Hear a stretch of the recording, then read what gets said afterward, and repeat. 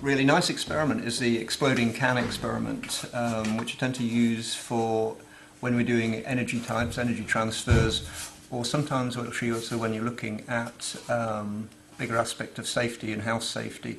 The fact that some houses are actually built on landfill sites, and in landfill sites there's a great deal of methane. Some of that methane is actually useful and can be piped off, but if your house is built on it, something could happen. So to actually make this in context, I've actually drawn a door on the house and a self-portrait, somebody at the window here. Bottom of the can has the hole drilled in it, which is just big enough to actually put a delivery tube and a piece of plasticine around the edge, just to make it a bit more of an airtight seal. The lid of the can has about 1 centimetre hole drilled in the middle, got some tiles drawn on there and a very badly drawn seagull to actually give it a bit more context as well. So what we're actually going to do to create this experiment is we have the delivery tube, which we put up through a tripod, push it into the bottom of the can, and then on top of the can we're putting the lid and pushing it fairly tightly.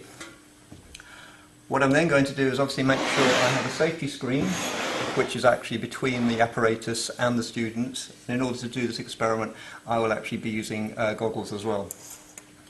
So, very simple experiment. I always have set up a Bunsen burner, which enables me to actually light my splint very quickly.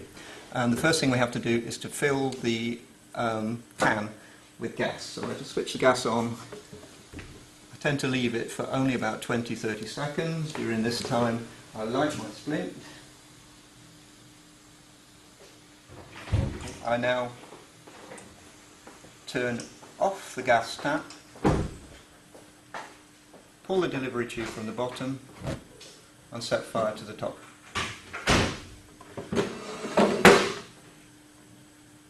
Now in context, what we can actually start talking about, we can start talking about the fact that the house, somebody has left the gas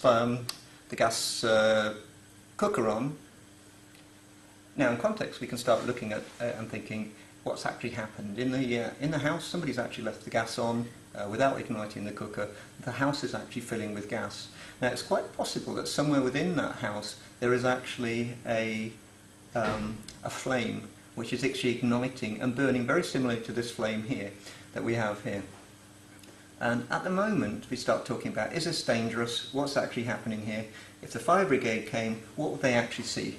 And they would see a small fire. How dangerous is it? Well, we need to actually find out.